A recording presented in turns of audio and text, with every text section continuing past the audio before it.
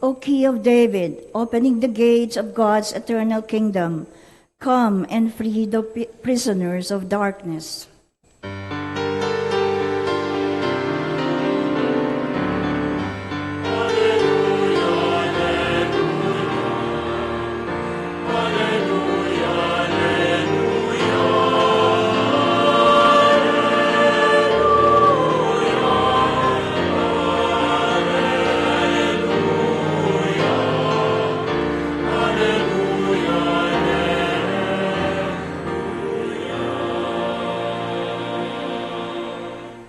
The Lord be with you. And with your spirit. A reading from the Holy Gospel according to Luke.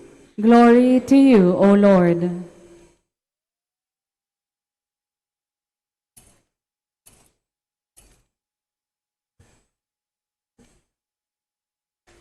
In the 6th month, the angel Gabriel was sent from God to a town of Galilee called Nazareth, the virgin betrothed to a man named Joseph of the house of David. And the virgin's name was Mary. And coming to her, he said, Hail, full of grace, the Lord is with you. But she was greatly troubled at what was said, and pondered what sort of greeting this might be. Then the angel said to her, Do not be afraid, Mary, for you have found favor with God. Behold, you will conceive in your womb and bear a son, and you shall name him Jesus. He'll be great, and will be called Son of the Most High. And the Lord God will give him the throne of David his father, and he will rule over the house of Jacob forever, and of his kingdom there will be no end. But Mary said to the angel, How can this be, since I have no relations with a man? And the angel said to her in reply, The Holy Spirit will come upon you, and the power of the Most High will overshadow you. Therefore, the child to be born will be called Holy, the Son of God. And behold, Elizabeth, your relative, has also conceived a son in her old age. And this is the 6th month for her who was called barren. For nothing will be impossible for God. Mary said, Behold, I am the handmaid of the Lord. May it be done to me according to your word. Then the angel departed from her. The Gospel of the Lord. Praise to you, Lord Jesus Christ.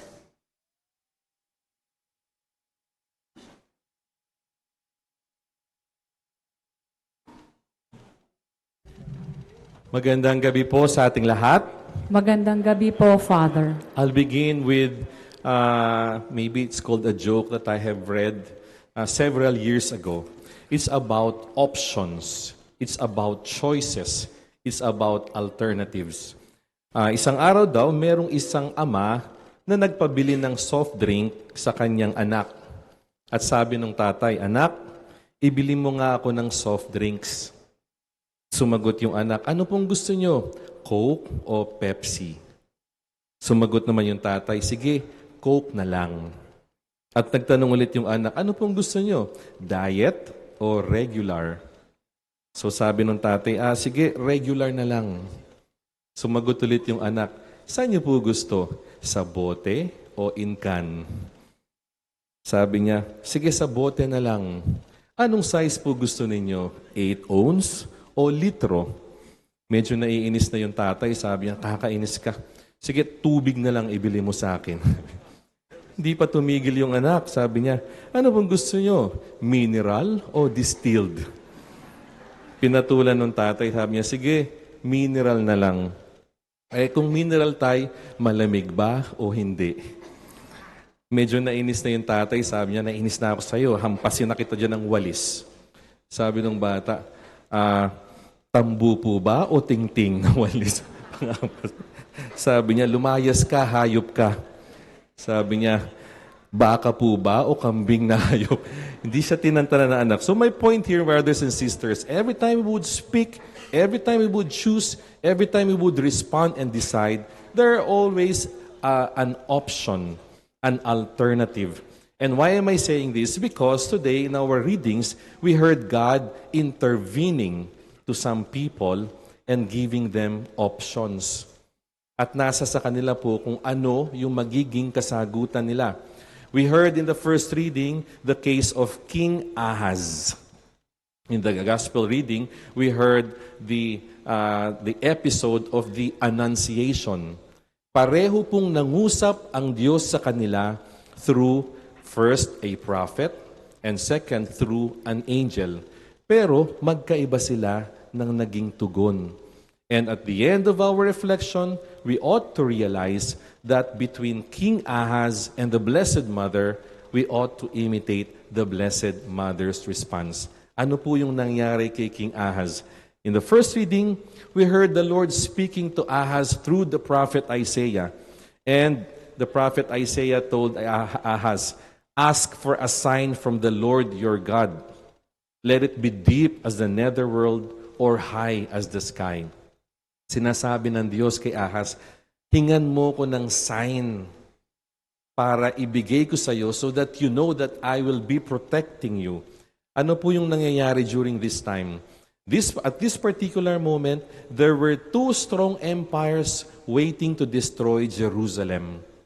And when God knew that King Ahaz was afraid, he sent Isaiah to bring him a message. Possibly saying like this, just chill and relax. Have faith. I got your back. Just ask me any sign and you will have it your way. Pero anong sabi ni Ahaz? Sabi niya, I will not ask. I will not tempt the Lord. Kung titignan po natin yung sagot niya, parang ang bait naman ni King Ahaz. Parang ayaw niyang subukan o i-test yung Diyos. Hindi ba dapat kahanga-hanga yan? But we know that is not the whole picture. The whole picture is this. King Ahaz did not want to ask help from God. King Ahaz does not want to tempt or ask any sign from God because he already had an option in mind. He was secretly making an alliance with the Assyrian Empire. Bakit niya po kailangan yung tulong pa ng Diyos kung nakipag-usap na siya sa isa pang malakas na imperyo? Kaya sa unang tingin parang napakapayos ni King Ahaz, but in the end, he was rejecting the offer of God. Why? Because he believed in the Assyrians rather than the help of God. My dear friends, sometimes ganito po yung nangyayari sa atin. Sometimes we would rely more on the help of other mini-gods, mini-empires, rather than asking help from God. Kasi mas tingin nating mas masasandalan sila. If we ask help from God, sometimes the help would come in decades. Di ba? Pag humingi tayo ng tulong sa Diyos, minsan ang tagal naman yatang dumating. And sometimes whenever we ask something from God, minsan mabigat yung demand. And so, King Ahaz thought he was wiser in choosing alliance with the Assyrians. In the end, they will both fail. Wrong choice, wrong decision. Now, ano po yung narinig natin sa Ebanghelyo? We heard in the gospel reading the opposite of King Ahaz, a lowly person, the Blessed Mother, without any power, without any wealth, without any influence. And here comes the angel speaking to her. And sabi sa kanya, binigyan, ikaw ay mapalad, napili ng Diyos, maging ina ng kanyang anak. And nung narinig to ni Maria, sa tingin nyo, naintindihan niya? Sa tingin nyo, hindi siya kinabahan? Una, pag nagpakita lang ang anghel sa'yo, kakaiba na yan. Meron mo ba sa inyo ditong pinagpapakitaan ng anghel? And more importantly, binibigyan ng mensahe ng anghel. So I could just imagine a young girl, terrified and afraid. That's why the angel has to tell her, be not afraid, Mary. You have found favor with God. Huwag kang matakot kasi kinalulugdan ka ng Diyos at merong proposal sa iyo ang Diyos. Ikaw ay maglilihi at magsisilang ng anak at tatawagin mo siyang Jesus o Emmanuel. Siguro kahit hindi naintindihan ni Maria, he wanted to clarify some things. Not because she was doubtful about the message of the angel, but because it was illogical. How can she conceive a child when they are not yet together with Saint Joseph? Tandaan po natin Nung nagpakita at nag-announce ang anghel kay Maria, hindi pa magkasama si Maria at si Jose sa iisang bahay. Kaya nung sinabi ng anghel na magkakaroon ka ng anak, siguro a logical person would think, paano? Hindi ko pa kasama si Jose. Wala pang nangyayari sa amin. How would this happen? Enlighten me. At nung sinabi ng anghel, lulukuban ka ng banal na espiritu at ang iyong anak ay magiging anak ng Diyos at siya ay magiging hari at tagapagligtas ng mundo. Sa tingin nyo, naintindihan niya ni Maria? Sinabi niya ba sa anghel, ganun lang pala. I'm sure ang hirap intindihin yan.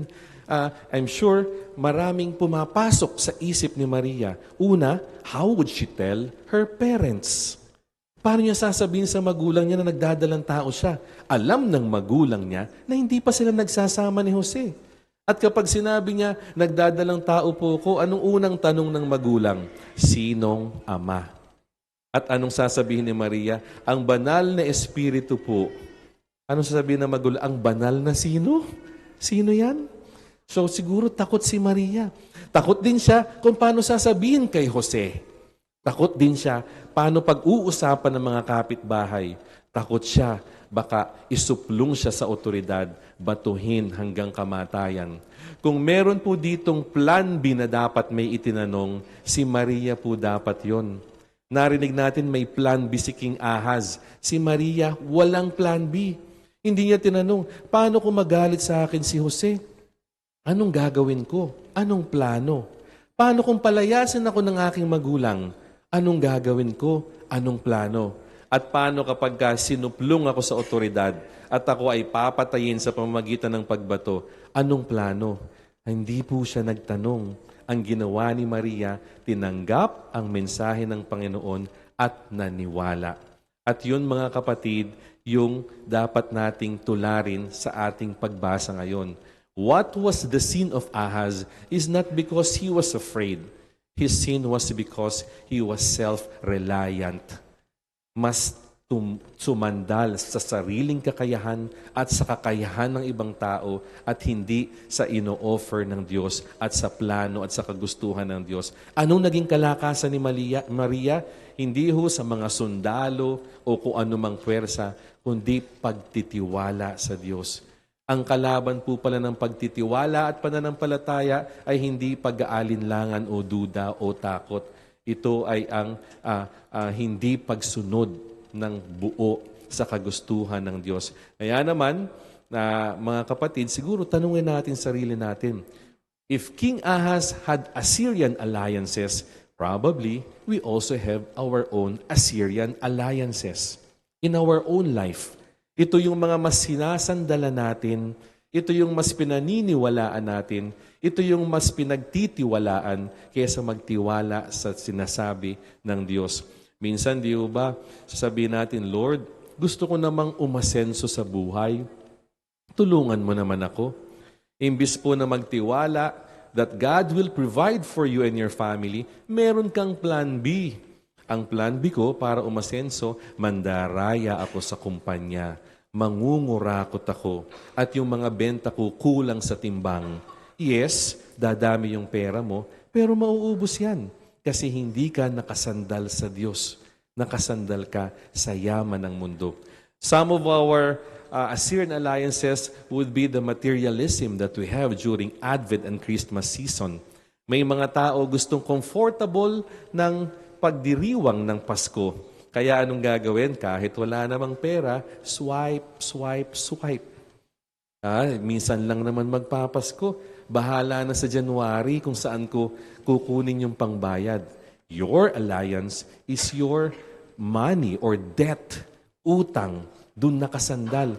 Pero ang sagot ni Maria, malamang sasabihin, hindi mas maganda kahit walang mga presents, at least you are present. Kahit walang masyadong kinakain o regalong binibigay, at least present tayo sa panahon o araw ng Kapaskuhan. O yung atin pong Assyrian alliance, yung ating career. Gusto nating umabante, umangat sa buhay, sa ating career. Pero may plan B ka naman. Sisip-sip ako sa boss ko. Magmamarunong at magmamagaling. Magbibibubibuhan para ako yung umangat sa mga kagrupo ko sa kumpanya. My dear friends, whether we are aware or not, we have some Assyrian alliances in our hearts, in our life. Ito yung mas tinutukuran, sinasandala natin, yung sariling lakas ng katawan, yung katanyagan, yung connection sa gobyerno at sa mga impluensya.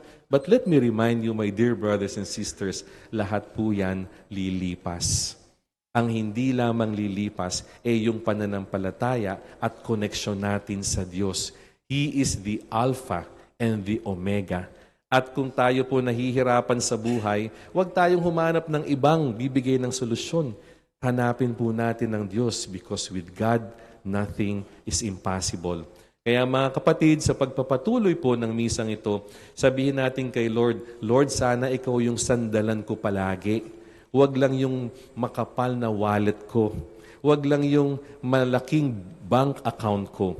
Huwag lang yung marami kong followers sa social media. At huwag lang yung mataas na posisyon ko sa trabaho o sa gobyerno.